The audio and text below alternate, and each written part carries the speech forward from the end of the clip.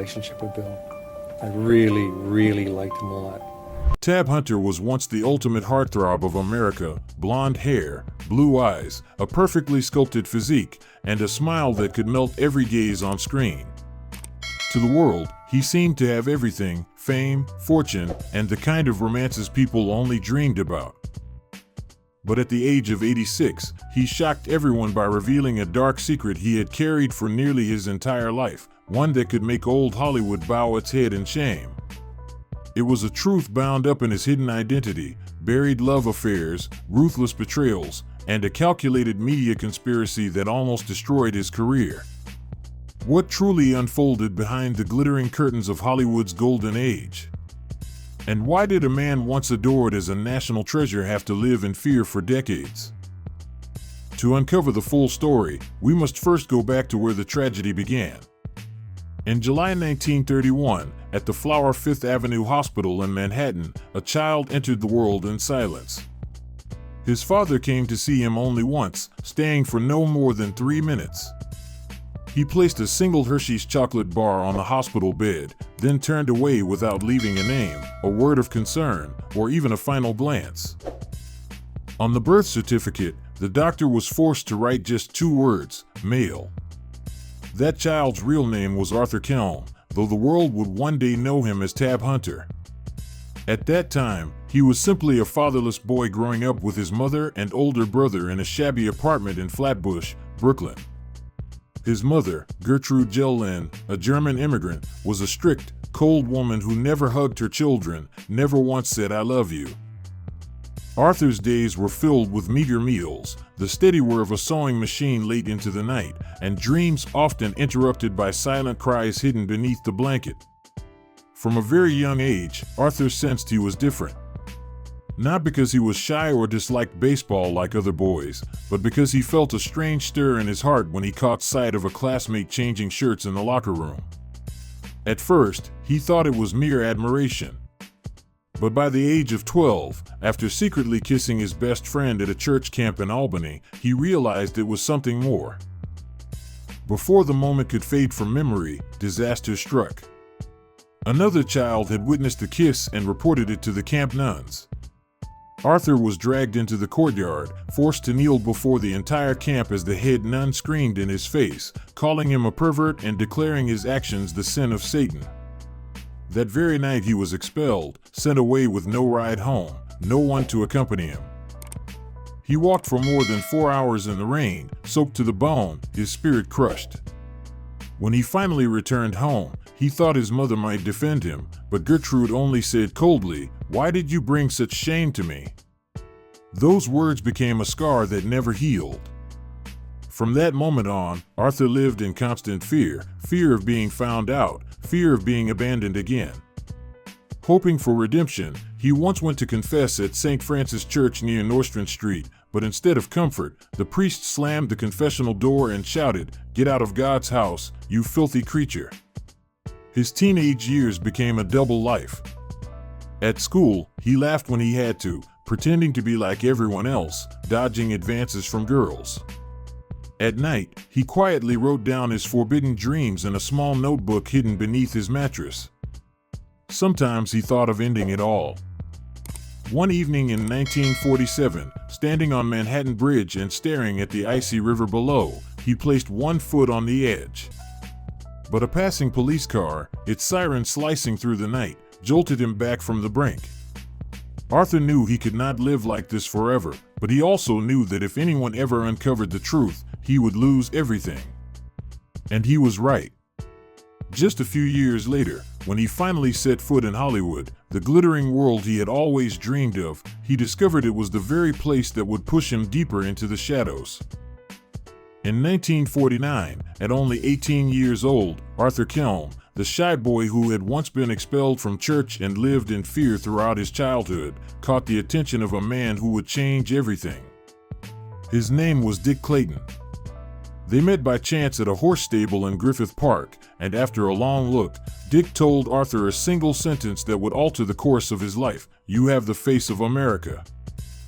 Soon afterward, Arthur was invited to a private party in the Hollywood Hills.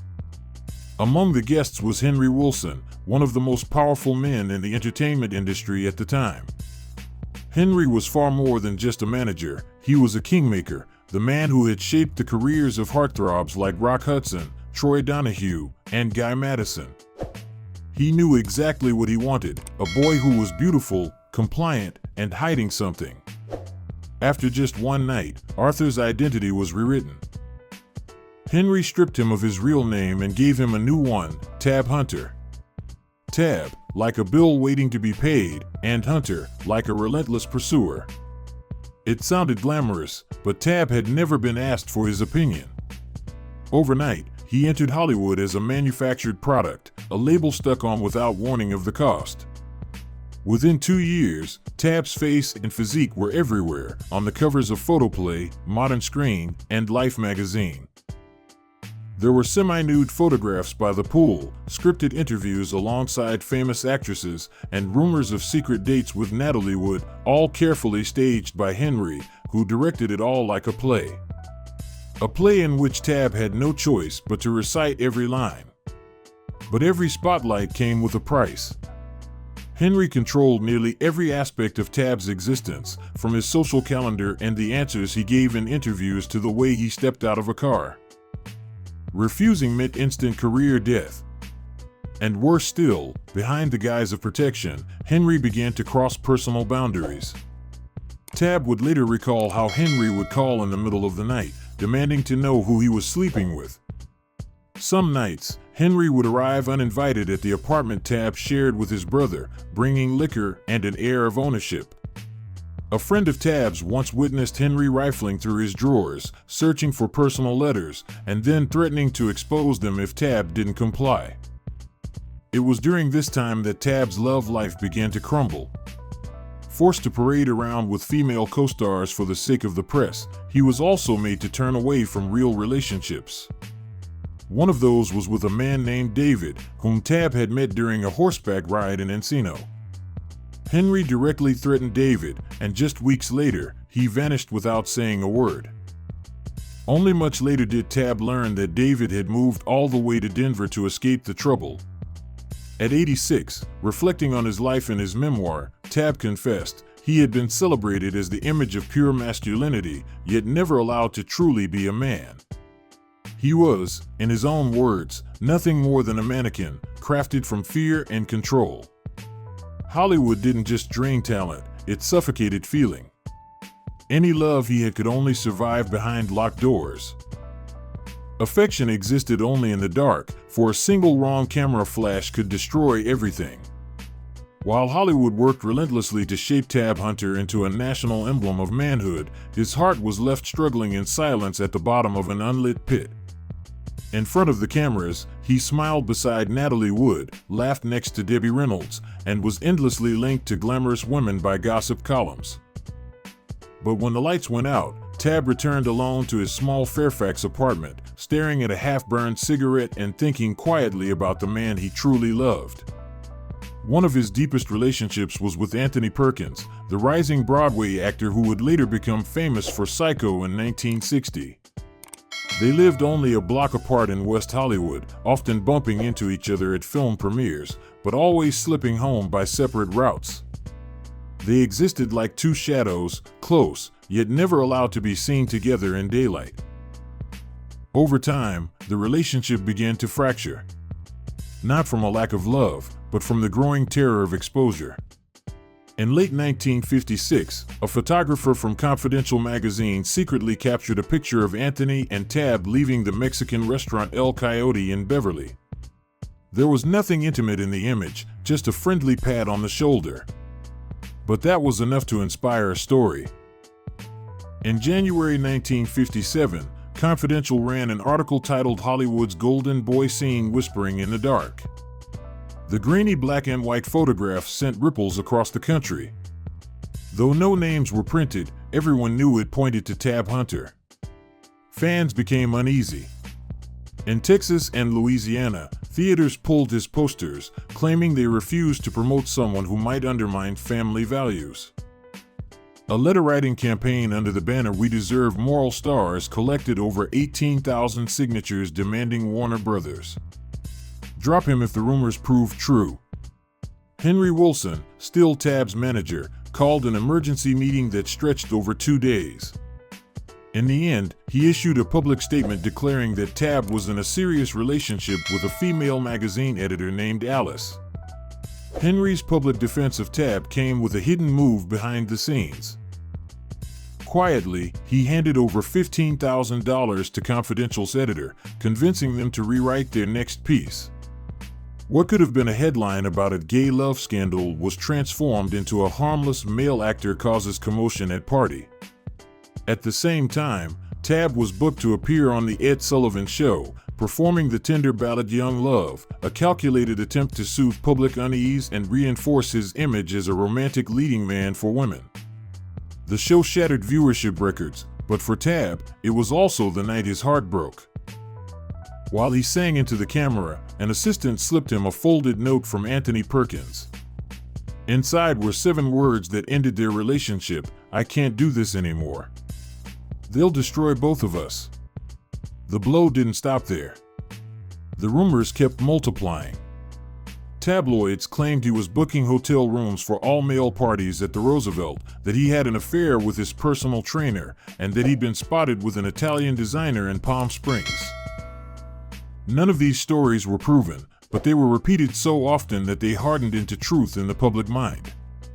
Tab spent enormous sums to keep his private life from becoming tabloid fodder, covering the theft of love letters, paying off hotel staff who threatened to reveal details, even helping friends fired for being gay to prevent them from selling stories.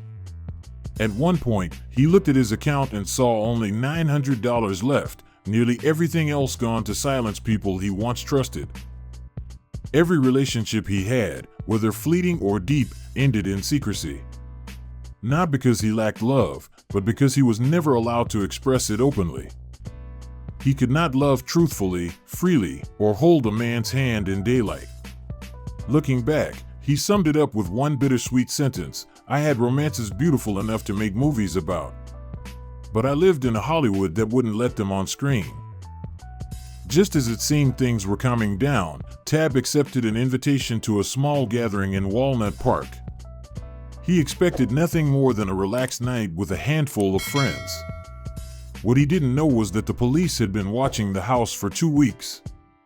On that autumn night in 1952, they burst in with a warrant, shouts echoing through the rooms, flashlights sweeping the crowd, and Tab Hunter dragged from the kitchen in the chaos.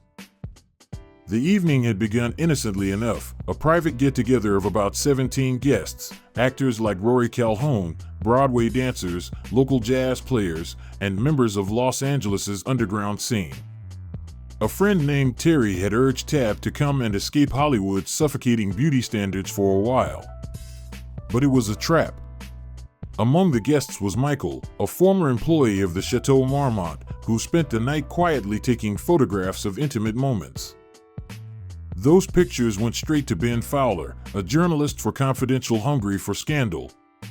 Another flashy young man at the party, known for reckless behavior and whispered drug use, was also suspected of leaking private tapes. Tab had no involvement in the alleged activities at the party that night, but simply being present was enough to throw him straight into the center of a media storm. Police had been secretly watching the house for 2 weeks, and at exactly 11:45 p.m., undercover LAPD officers burst in, shouting and reading a search warrant. A Confidential photographer captured the moment Tab was dragged out of the small kitchen, pressed to the cracked tile floor amid empty beer cans. A police officer's voice rang out, "Hunter, you're under arrest."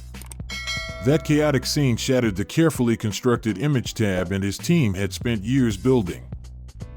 Not long after, a leaked internal document revealed that Henry Wilson, Tab's former manager, had quietly negotiated with Confidential to bury a scandal involving Rock Hudson. In exchange, Henry directed Ben Fowler to target Tab to protect his golden goose. This betrayal produced a sensational headline, "Limp Wrist Pajama Party Exposed," with Tab's face prominently on the cover alongside witness Rose Delgado's claim that she saw him embracing an Italian dancer. Hollywood shook.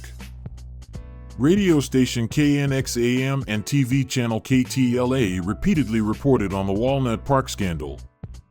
By mid-November, the backlash erupted. The Los Angeles Examiner received over 10,000 letters demanding Warner Brothers terminate Tabb's contract. A director who once respected him bluntly declared at the Hollywood Golden Boot Awards, "We care more about the image than the name." TV Guide, citing a public poll, listed Tabb among the top 10 most disliked stars of the month.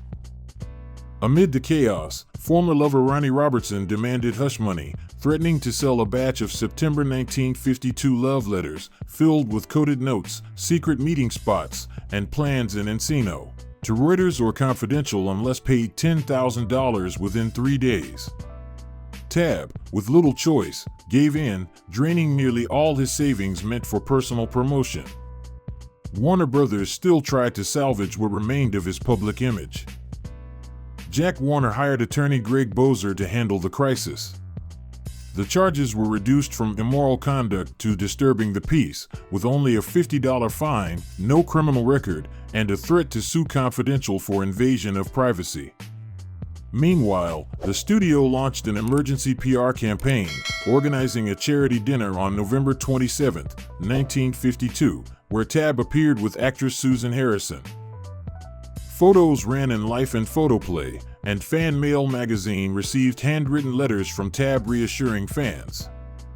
Yet, even though his body was unharmed, his reputation in Hollywood was broken. Contracts and casting offers vanished.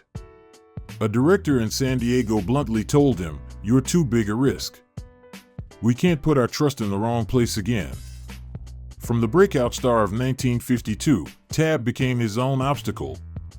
When he left Warner Brothers, he carried only an envelope containing his termination agreement and a symbolic $10,000 check. No one saw him off, no one met his eyes, only the sharp winter sunlight on the studio steps and a few paparazzi hiding behind a truck to catch the moment America's golden boy fell. No major studio, from Paramount to 20th Century Fox, dared to offer him a long-term deal. Roles that once drew long audience lines were replaced by a few lines in B-movies or small theater productions in Santa Monica and Bakersfield. The tabloids never let him go. Confidential kept running issues aimed at Tabb. Screen Scandals published a fake photo suggesting he was entering a gay bar in San Francisco, in reality, a garage near a friend's home. Midnight Weekly screamed, "Tabb Hunter, blue eyes, dark secrets," turning him into a ghost of the stage. Tabb even sent a letter asking Fan Magazine Weekly to retract a claim that he lived with 3 male dancers in Laurel Canyon, but they refused, citing close sources. The more he fought back, the hungrier the public became for blood. With no spotlight and nowhere to hold onto, Tabb sank into quiet years, working as a late-night news MC in Palm Springs, playing minor roles in Bye Bye Birdie in Fresno, occasionally voicing truck commercials. Each time he stepped outside, he had to lift his head and smile faintly, hiding eyes that had gone dim. In his memoir, Tabb admitted, "I survived by shrinking until no one remembered to hate me anymore." But Hollywood didn't forget. The door that seemed forever shut cracked open with an unexpected offer from an independent director. Tabb returned to the screen not as the familiar boy next door but in the rebellious, offbeat role of the dark comedy Polyester, starring alongside drag legend Divine under the direction of John Waters. The unlikely pairing became a sensation in the indie film world, hailed as a rebirth from the ashes. The real revival, however, came when Tabb decided to face the part of his life he had hidden.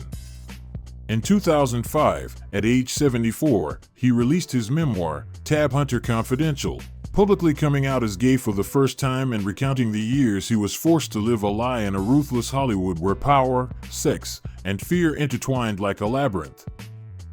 He spoke of his manager's betrayal, the relentless press harassment, the lonely nights writing love letters only to burn them in fear of exposure. "I loved, but had to love in silence.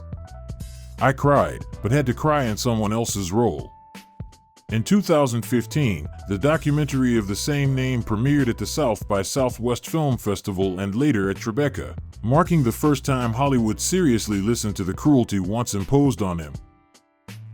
For the last 35 years of his life, Tab lived peacefully with his partner Alan Glazer in Santa Barbara, tending flowers, caring for horses, and no longer hiding anything. When asked why he chose to tell it all, he smiled. "I was tired of living as a character written by someone else. I wanted to be the one telling my own story, and I want to thank Alan Glazer for standing by me when I had nothing." Tab Hunter died on July 8, 2018, just 3 days shy of his 87th birthday, from a sudden heart attack at his quiet home. By the time he closed his eyes for the last time, the world had changed. The very things that once terrified him, that once forced him into the shadows, that nearly took everything from him, were now spoken of openly and with pride. It is the tear-stained truth behind Tab Hunter's smile, the matinee idol who once captivated America, who endured, stayed silent, then rose to tell it all, not to reclaim glory, but to ensure those who came after him would never have to live in the dark as he once did.